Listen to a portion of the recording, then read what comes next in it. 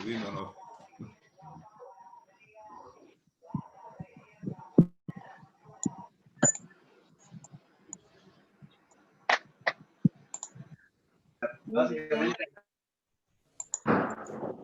¿Quién está hablando? ¿Osmar?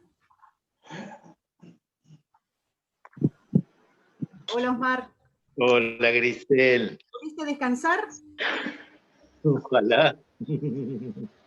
Bueno, disculpen todos, sabrán que esto no es fácil, ¿eh? No es fácil, pero de a poquito yo creo que antes de ir al cielo vamos a haber aprendido todo esto.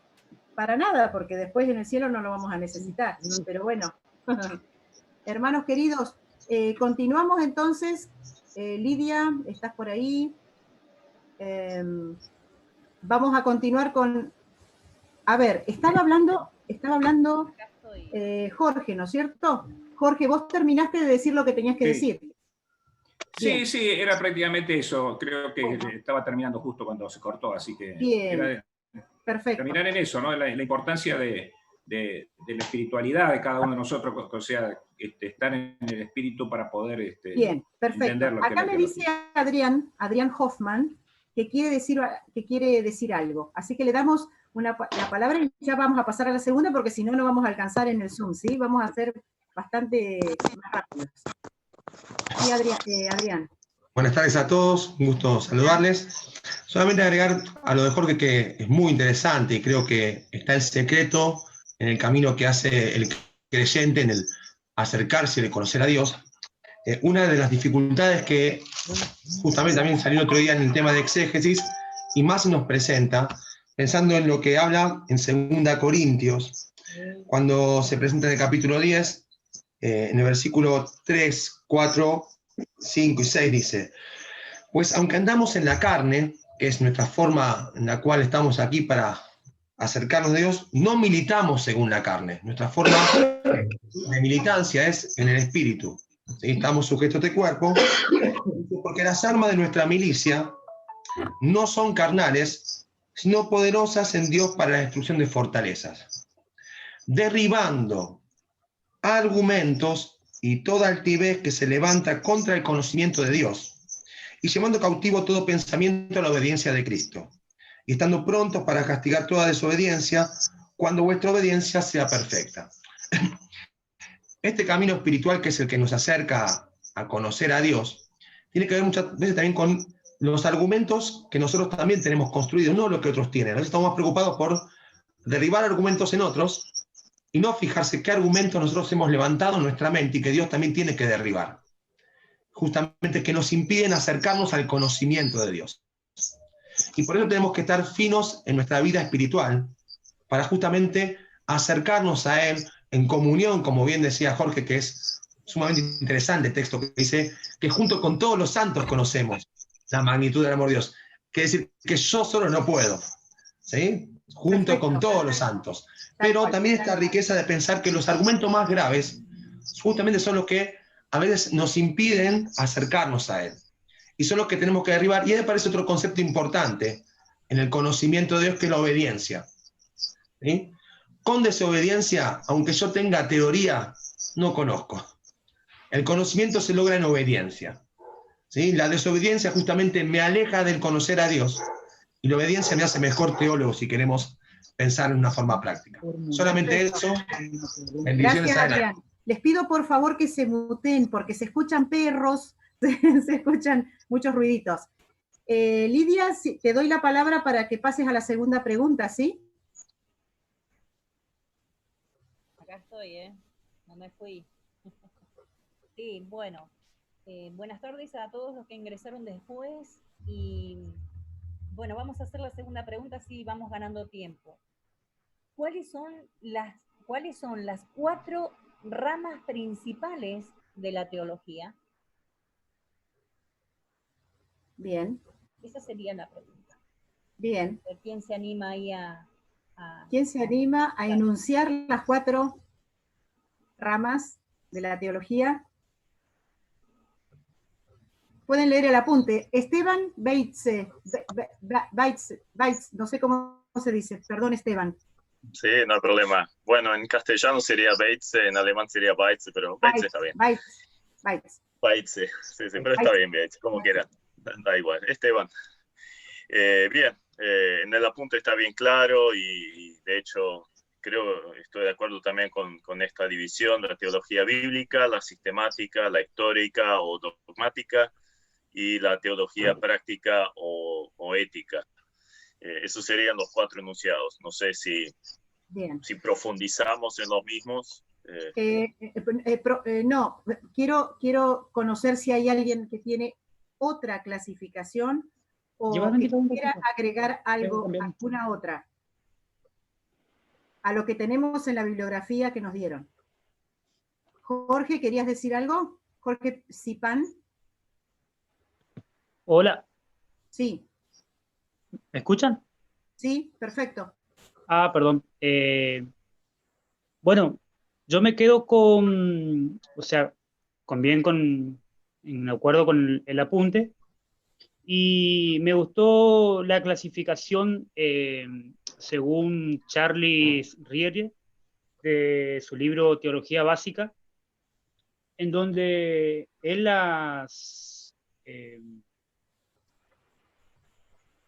cataloga, perdón, por épocas, ¿sí?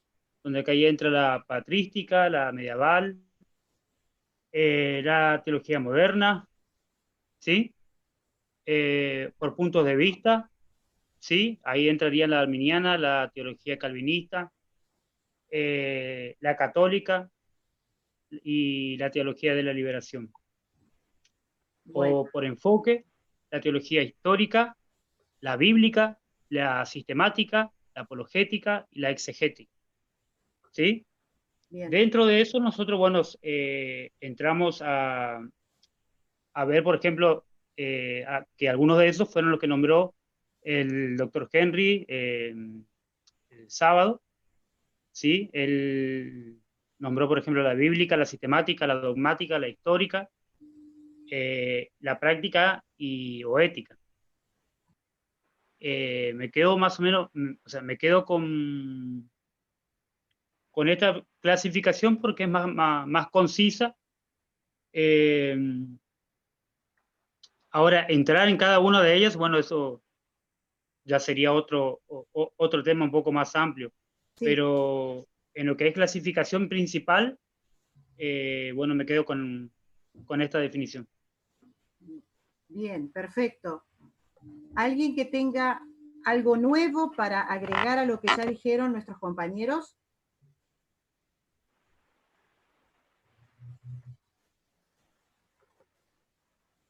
¿No? Sí, Mariano. Mira, no es para que nos lleve mucho más tiempo, quizás para dar una especie de referencia, decir que la teología bíblica es la que analiza los libros, en donde basamos la fe, la sistemática ordena, organiza.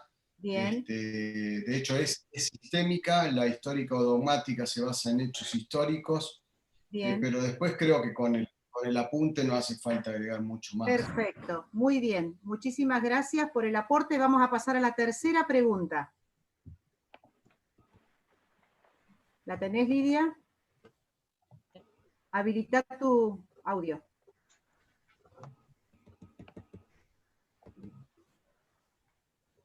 Ahí está. Grandes sistemas. No escuchamos, así que voy a pedir a alguien que pueda leer la tercera pregunta, por favor. ¿Cuáles son los grandes sistemas teológicos?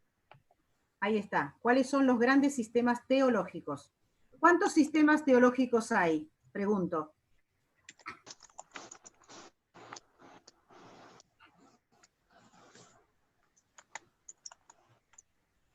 Bueno, según el apunte hay 7. Lo que lo categoriza el apunte son 7.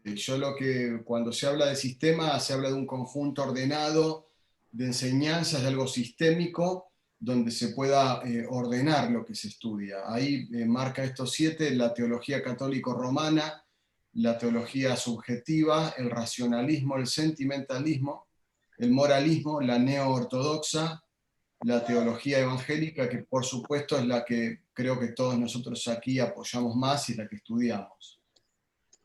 Bien, bien. Sí, Daniel, Lisa. No, básicamente para que podamos entender, cuando hablamos de sistemas, estamos hablando de qué herramientas, básicamente, o sea, el hombre entiende con qué herramientas podemos acercarnos a Dios, podemos conocerlo, ¿no es cierto? Esa es una manera de poder entender los distintos sistemas. Nosotros, por supuesto, nos ubicamos dentro del sistema evangélico, o sea, bíblico, pero básicamente, como ustedes pueden ver, con el racionalismo, como yo decía al comienzo, ¿no? Como bien se dice, se cree que a través de la razón yo puedo llegar al conocimiento religioso. Yo simplemente quiero destacar algo acerca de la razón. Yo creo que yo me manejo mucho en un ámbito muy académicos, y desde el comienzo de la modernidad, la fe, y en especial la fe bíblica, ha sido muy atacada por los racionalistas de la modernidad, y por tanto ha vuelto a que el mundo se vuelva escéptico ante la fe.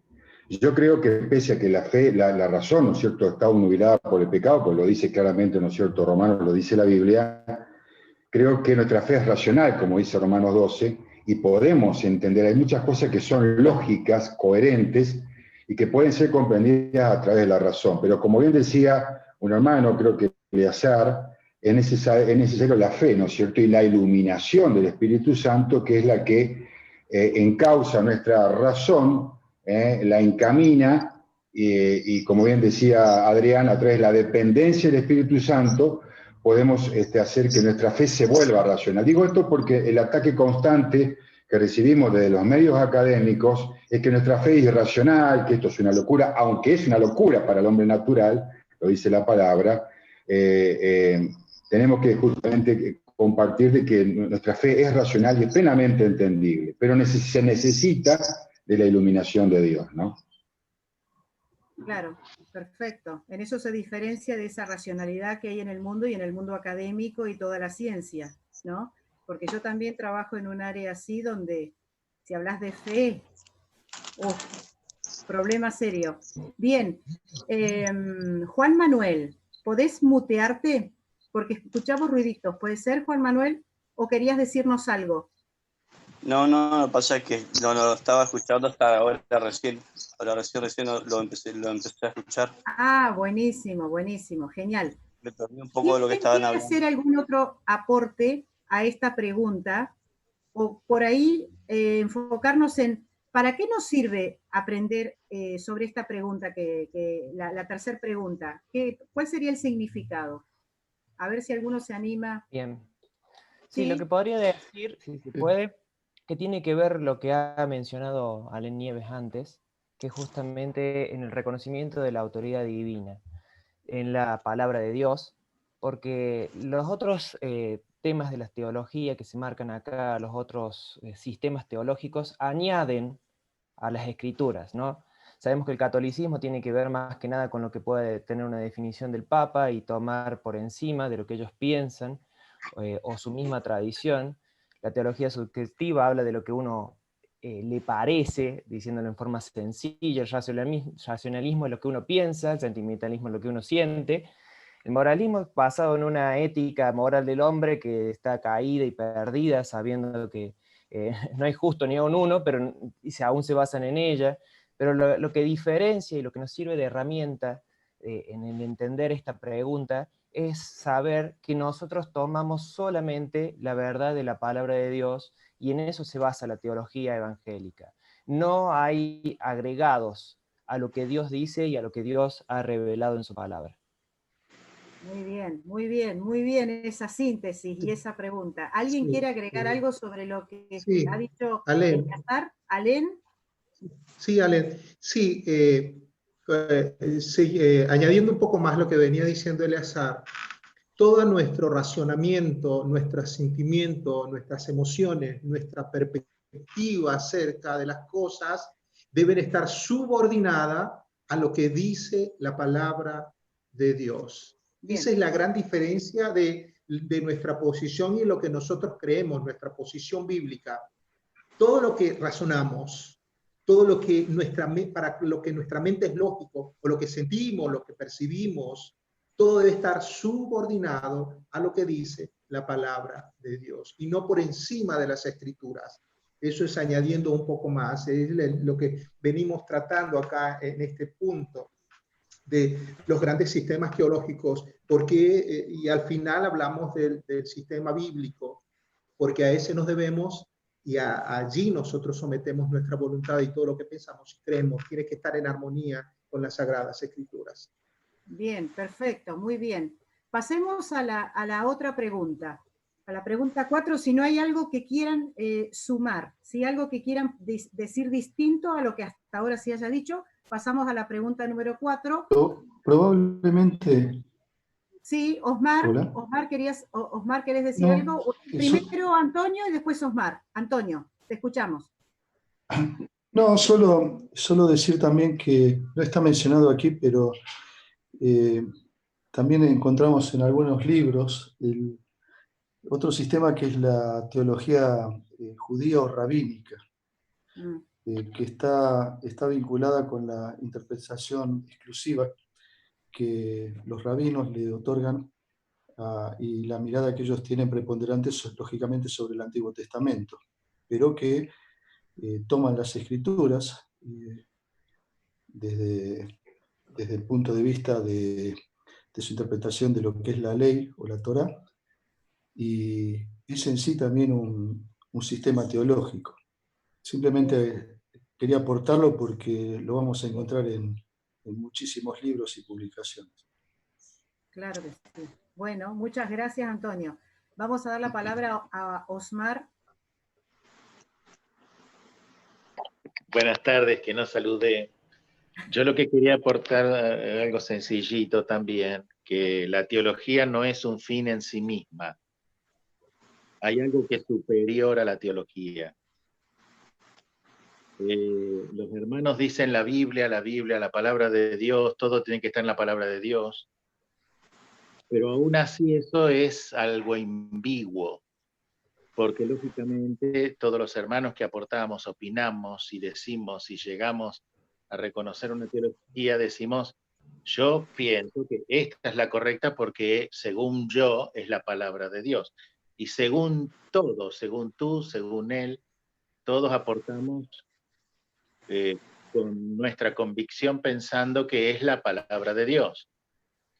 Por eso, lo que me parece a mí que hay que dirimir aquí es que la teología no es un fin en sí mismo. La teología es un material de continua revisión. ¿Y qué es lo que revisa y supervisa a la teología? La exégesis, que estuvimos viéndola el otro día. Sí. Entonces, una exégesis sana, en base a un método correcto, un método hermenéutico correcto, claro, con una exégesis sana, profunda, bíblica, ahí sí, bíblica, entonces nos llevará en conclusión o en destino a cierta teología. A esta es la teología que yo adopto en función entonces de la exégesis. Eso quería aportar nomás. Gracias. Muy bien, Osmar, bárbaro, genial. Entonces sí, ahora, si alguien más quiere decir alguna cosa que agreguemos a esta pregunta, pasaríamos a la siguiente, ¿sí?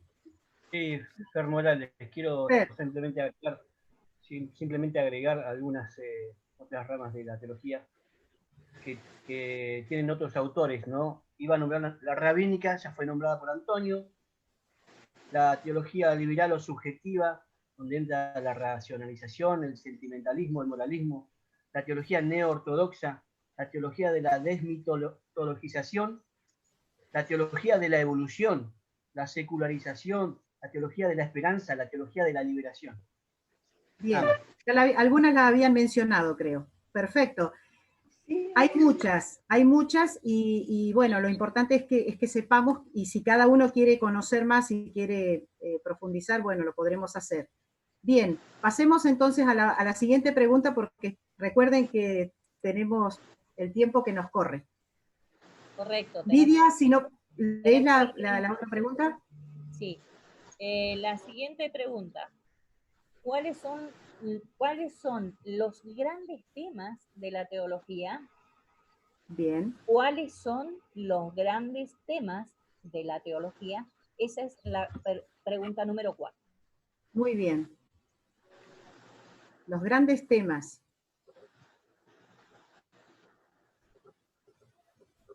A ver, ¿quién quiere iniciar? Pueden tener el apunte ahí, ¿eh? Nosotros somos todos estudiantes.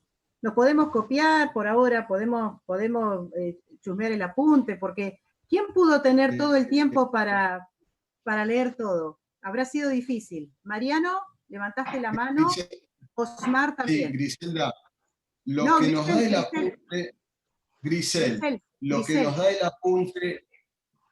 nos da el apunte es, nos divide por teologías, la teología bíblica, que es la cristocéntrica, cuyo tema es la cruz del Señor y la salvación, lo divide en Antiguo y Nuevo Testamento. Yo personalmente me fui a libros de teología y le agregué algunos temas más. Bien. Pero hagamos una cosa, Mariano. No sé si vale la pena leer, Grisel, porque nos va a llevar quizás mucho tiempo. No, perdón, me expresé mal. No quiero que lean, sino que lo pueden tener como para recordar, digo, el apunte, lo tenemos para recordar.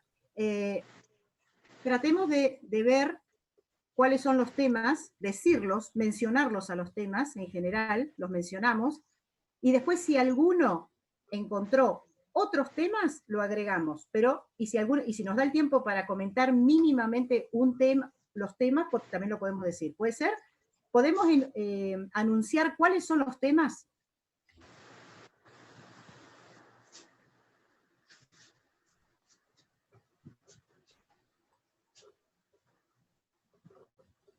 Nuevo Testamento y Antiguo.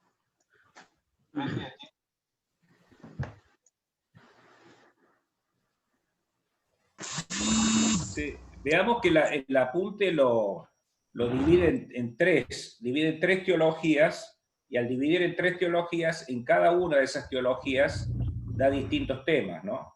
Me parece que tendríamos, por más de que, bueno, tengamos otros libros de textos, es donde nos basamos, y aparte de nuestro conocimiento, me parece que la pregunta hay que contestarla de acuerdo al modelo que nos da el apunte.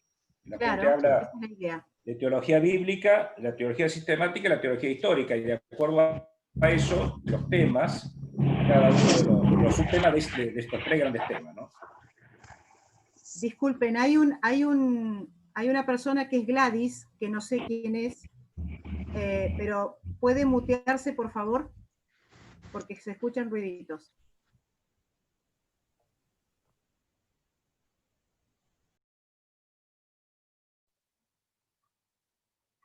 Está muteada, Grisel.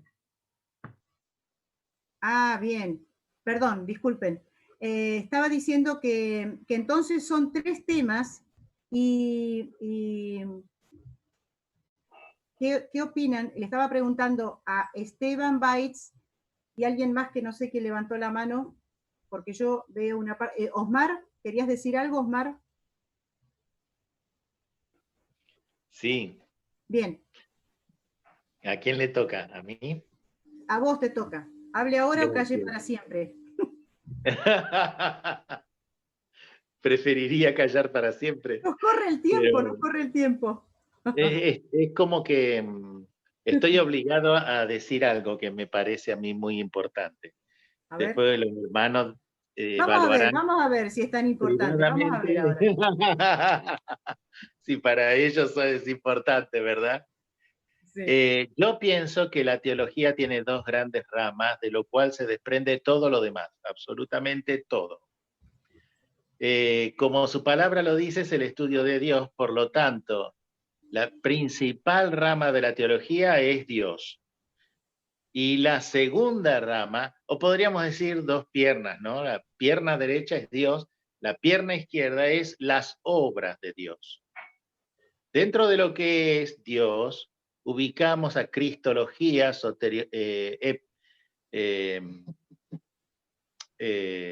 neumatología, soteriología, por ejemplo, estoy equivocado, entran las obras de Dios. Todo lo que es Dios es cristología, neumatología y teología propia, Dios Padre. Después entraría trinitarismo, y es toda una gran área, todo esta de Dios, teos, Dios, que es el gran tema de la teología. Otro gran tema, por supuesto, como se trata del estudio de Dios, es las obras de Dios. Y ahí entra bibliología con la hermenéutica, con la exégesis, con todo lo que vimos, más la soteriología, el hombre, la antropología, el creacionismo, etcétera, etcétera, etcétera. Bien. Es una forma de resumir los temas de Dios. Gracias. Bueno, muy bien. ¿Alguien tiene algo más para decir sobre esto? Disculpen, tengo que mirar todas las pantallas a ver si alguien levantó la mano. Acá. Sí. ¿Quién? Yo tengo un orden diferente al de Strong. Sí. Sí, tengo un orden diferente al de Strong, al que está allí en el apunte. Fíjense que en el apunte dice al final y recomienda que ellos colocan en primer lugar la bibliología, porque por medio de la bibliología tenemos un conocimiento más preciso de Dios. Por eso es importante colocar en primer lugar la bibliología. Y después viene la teología propia, que es el estudio de Dios. Después viene la antropología, cristología, armateología, soteriología, neumatología, eclesiología y por último, escatología. Igual yo tengo los dos acá. Simplemente lo que hago es añadir en primer lugar, cambio el orden. En primer lugar, en vez de colocar teología propia, de primero coloco bibliología, porque tenemos un conocimiento más preciso de Dios a través de las Escrituras. Nada más. Bien, perfecto, muy bien. Si no hay más nada, pasaríamos a la última pregunta, porque tenemos que dejar unos minutitos, por lo menos 2 minutitos, para el rector.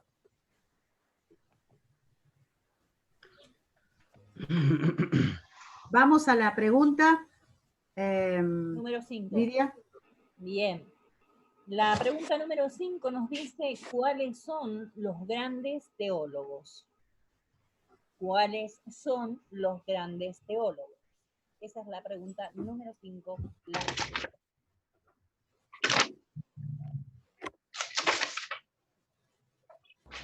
Yo quisiera, Grisel, si me permitís, sí, Daniel. Sí, simplemente algo muy cortito, porque me ha tocado a mí dar siempre mucha historia del cristianismo, más allá de que yo soy profesor de historia, pero en el Comenius o en el Müller, ¿no?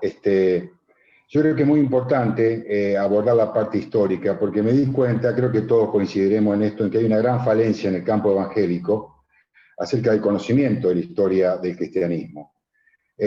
Muchos creen que yo pertenezco a una denominación de los Hermanos Libres, muchos creen que es una denominación que dicen viene de la iglesia primitiva o viene de la nada. Todos venimos de la iglesia primitiva, pero también todos, las nuevas, o sea, somos reformados en el sentido de que venimos de la iglesia protestante, venimos de Lutero. Hay un gran desconocimiento con respecto a este tema que está muy relacionado con la teología histórica, ¿no? Y dogmática. Creo que el apunte está muy claro, está dividido los teólogos, dividido en etapas, en periodos históricos, pero que hay que tener en cuenta todo, no únicamente los protestantes o los de la iglesia o los padres de la iglesia, sino también que aquellos que fueron los de la Edad Media, que fueron los menos, ¿no es cierto? Pero que también hicieron su aporte, como Anselmo y tantos otros, a ciertas doctrinas. Así que me parece que es muy importante no descuidar esto y también enseñarlo mucho en la iglesia. Nada más. Gracias. Perfecto, muy bien. Pasamos entonces. ¿Seguimos? ¿Quién más quería decir algo? ¿A quién? Si se me permite rápidamente, con lo que mencionó Daniel, algo muy importante en tema de la historia y de los teólogos, es que por allí nosotros somos muy críticos para ciertos teólogos, ¿no? Tomamos las 5 solas de Lutero y le criticamos un par de cosas, como por ejemplo que él no se abocó a la gran comisión y que no tuvo, porque pensaba que era una tarea que había sido desarrollada por los apóstoles y no era para la iglesia. Pero lo que nosotros tenemos que entender es que cada uno se especificó y estudió lo que tenía a su alcance y cuál era su objetivo de estudio en ese momento y nos fueron dando aportes. Es decir, no quiero que lleguemos al día de hoy pensando que nosotros tenemos toda la razón. Seguramente el día de mañana habrán grandes teólogos que van a demostrar que muchas de las cosas que quizás nosotros pensábamos estábamos equivocados. Entonces el hecho del estudio de la historia y cómo van avanzando la teología nos permite descubrir que realmente es un progreso en el que el Señor ha ido trabajando en su iglesia, y nos va a llevar también a tener mucha admiración, sobre todo, por ejemplo, si consideramos a Strong, con todo lo que él desarrolló a partir de tener una vela y no tener un sistema de procesador ni un eastword para buscar palabras, y nosotros ahí nos damos cuenta de cómo Dios fue obrando en grandes siervos, y eso nos va a llevar también a la admiración de cómo el Espíritu Santo puede obrar en la vida de las personas, y también puede seguir obrando en la nuestra hoy para ir iluminándonos acerca de las Escrituras. Hermanos, disculpen que los interrumpa, pero nos está quedando solamente 8 minutos. Bien, ¿saben qué? Podemos, en caso de que se corte, tenemos que continuar porque nosotros teníamos 1 hora y media y se cumpliría dentro de 10 minutos. Pero bueno, como ustedes decidan, si no terminamos. Quiero darle la palabra a alguien que había levantado la mano, que me parece que era Esteban Breitz, ¿no? Sí. Sí, soy yo.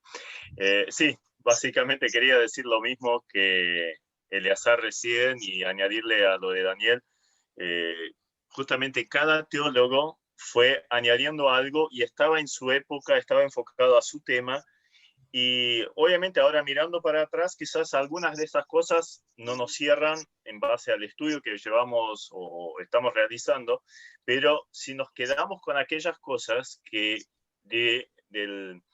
si lo analizamos en forma exegética coinciden entonces con lo bíblico, entonces sí vamos a tener una teología sana. Entonces, lo que había dicho, creo que Osmar o alguien, respecto a la exégesis que nosotros utilizamos es fundamental. Tenemos un conocimiento, un edificio que ya está hecho, pero bueno, quizás alguna pared no nos sirva, esa la podemos tirar, pero no vamos a tirar todo el edificio y empezar de vuelta, no tiene sentido, sino utilicemos lo que ya está, lo que está bien planteado, lo que es bíblico, y bueno, como decía Eleazar recién, quizás descubramos alguna verdad nueva que otros no se habían enfocado o no era su interés. Por ejemplo, escatología era un tema en el pasado no muy visto y hoy se le ha dado mucha importancia. Entonces, dar gracias a Dios por lo que cada teólogo pudo ir metiendo, avanzando, construyendo. Y bueno, corrijamos aquello que no lo veamos de la forma bíblica, con una exégesis sana bíblica. Básicamente era eso. Bueno, muchísimas gracias. ¿Podemos dar 1 minuto a alguien que quiera decir y después ya le damos al rector para que finalice? ¿Sí? Si alguien tiene algo que sea cortito, le damos. Sí, Jorge. ¿Me escuchan? Sí, Jorge, te escuchamos. Sí, bueno, solamente como para agregar algo más, hay algo que a mí siempre me llamó la atención y es que cada teólogo, ¿sí?, a lo largo de la historia, buscó con sus medios, como decían algunos hermanos, a Dios, y buscó con sus recursos tratar de dar a conocer a ese Dios a quienes ellos iban encontrando. ¿Sí? Este conocimiento siempre fue en algún punto limitado. Hoy nos resulta un poco más sencillo por ahí juzgar qué bueno fue o qué tan malo fue algunos teólogos. Y acá en el material solamente podemos ver algunos, pero hay muchos, ¿no?, que de alguna manera trataron de exponer la verdad de Dios. Y tenemos que tener algunas cuestiones presentes, como por ejemplo la persecución que había para destruir todos los materiales, ¿sí?, que se referían a Dios en aquellos tiempos donde se levantaban los grandes teólogos. Segundo, cada teólogo, ¿sí?, de alguna manera terminaba dejando un legado, una escuela, ¿sí?, a la cual terminaba, una vez que muriese ese teólogo, dejaba una huella y muchos seguidores. algo parecido a lo que estamos hoy, ¿no es cierto? Y también lo comparo con las versiones de la Biblia, porque las versiones de la Biblia son muy criticadas. Esta es muy criticada, aquella es más criticada, y yo veía un video no hace mucho, en el cual en una región aborigen, en un lugar de África, que no recuerdo bien el nombre porque tiene un nombre raro, personas que estaban desnudas, que no tenían ningún tipo de cultura ni contacto con la ciudad, ellos no tenían un lenguaje ya extinto. Y uno de los jóvenes salió de la aldea, aprendió inglés, y de alguna manera este joven tradujo del inglés a su idioma una versión de la Biblia. Pero ellos estaban en una región en la cual, por ejemplo, hay un pasaje en el que dice: si tus pecados fueren rojos como la grana, pasarán a ser blancos como la nieve. ¿Me escuchan? ¿Hola? Sí, se oye bien. Ah, perdón. Se escucha. Jorge, le pedimos por favor que redondee porque necesitamos 2 minutos para el rector, ¿sí? Muchísimas gracias. Bien. Y bueno, en su pueblo no había nieve, entonces no había cómo explicarles que el pecado podía ser blanco como la nieve. Entonces él utilizó un ave que tenía el plumaje bien blanco para referirse a eso, y cambió la palabra de la Biblia, pero con el fin de dar a conocer de que los pecados podían ser transformados de algo rojo, de algo como la sangre, a ser blanco.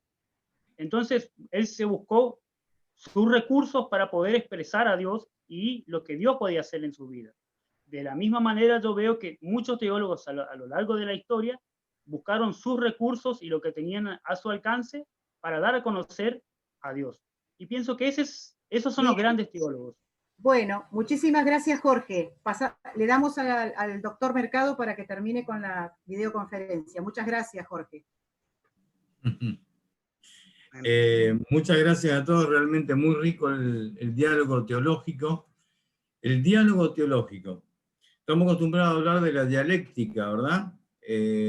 La dialéctica es un ejercicio muy interesante que usamos en las universidades, pero en la Universidad Teológica Shalom vamos a utilizar el diálogo teológico. ¿Cuánto tengo, Grisel? Grisel. Bueno, sí, doctor, ya me va. Creo que tiene 2 minutos. 20. Bueno. 1 minuto 20. Marcame 30 segundos antes. Se va a cortar solo. Ah, bueno. A ver, voy a tener que resumir, tenía más cosas para decir, pero bueno, a ver. En primer lugar, lo que quiero resaltar es que desde el punto de vista de la Universidad Teológica Shalom, de la cual yo comparto, ser formado desde las ciencias duras y haber enseñado epistemología y metodología de la ciencia, la teología es una ciencia con mayúscula, y para mí es la ciencia por excelencia. Todas las demás ciencias están sujetas a la teología. Esa es mi posición. Es muy largo de hablar, vamos a tener que tener otra charla en otro momento, este no es. Segundo, la generación de teólogos que la Universidad Teológica pretende es que se levanten precisamente gente como ustedes, y no pensemos que en otro lugar se va a levantar. Yo apuesto, está mal esa frase, discúlpame, pero yo tengo la expectativa, me corrijo,